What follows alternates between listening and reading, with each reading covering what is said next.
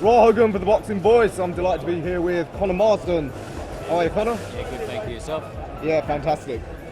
So, in with a hotshot kid. You've been in this game long enough to know how it works. He's been built up. They're expecting him to knock you over, all of that.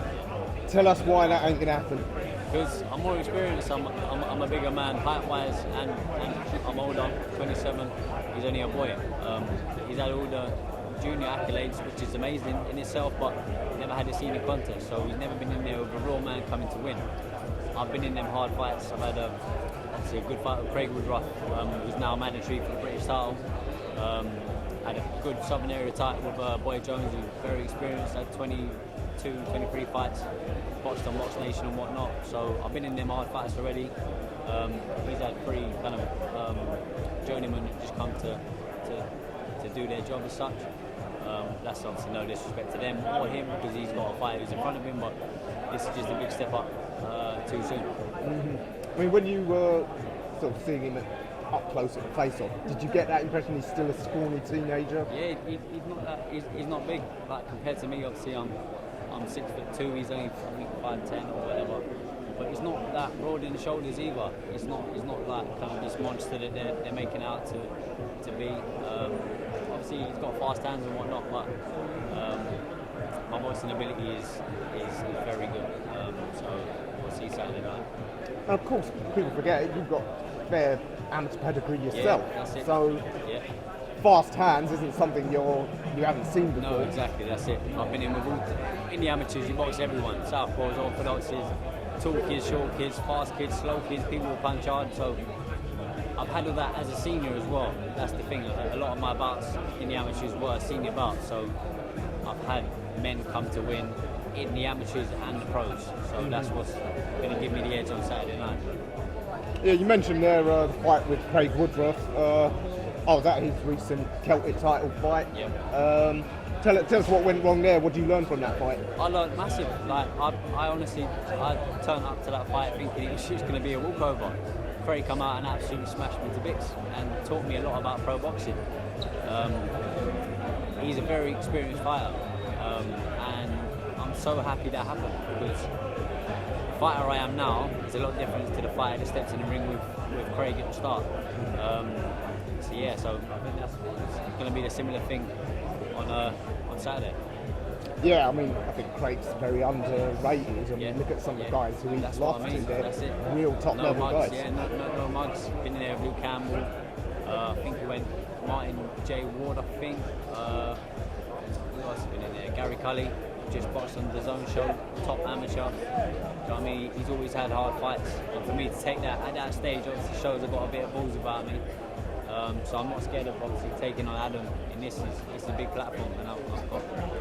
Do you know why this wasn't for your Southern area title? No. So do you think that they actually have doubts about his ability to go to the 10 rounds? Obviously, you could look into that. You could say that, but as you said there, I'm the champion. I've got the belt. I'm sure he's eligible to box for it because he's done 6 rounds. If they were that confident, they're obviously just beating me and wiping me out, why would you not fight for the belt? I'm not sure.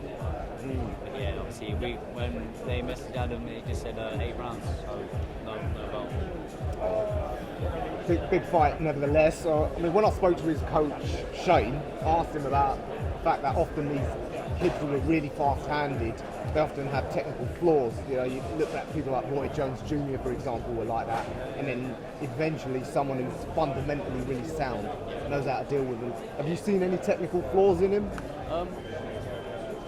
Not so much in him, but obviously, like a lot of journeymen are making a miss. You find people with fast hands, like you said, they do make mistakes. They try to throw you too quickly and end up missing a lot. So I feel like obviously with him, he does make silly mistakes, and with my experience, I'll be able to capitalise on it. All right, so just finally then, what's your prediction? You got any particular way you expect to win on Saturday night? Just get the win. This is it. This is my chance. Like I said, I've had small shows. I've come out the hard way. This is my moment now to beat Adam. Obviously, he's got all the hype around him. and this is my time to skyrocket my career. And win against him, and that'll catapult you That's right it. back, Exactly. possibly for the British title, I guess, There you go. That's thereafter. I just got to get the win on Saturday night, and then the world's my oyster. Yeah, absolutely. All right, Conor, absolute pleasure talking to you. Anything you want to add? No, just last big thank you to my sponsors, Boundary Autos, London Plastercraft, PBV, and PSG, the Plastic Surgery Group. You guys helped me out massive. And on to my fans, everyone that obviously bought tickets and stuff. I will see you Saturday and expect a great performance. All right. Thanks for being to the Boxing Voice, and good luck for Saturday. Thank you very much. For the video, feel free to hit the like, subscribe, and share. As always, if you want to support us to the next level, head over to the patreon.com/ThaBoxingVoice. We have tons of exclusive from Border Wars, from title, betting shows, the list goes on and on and on.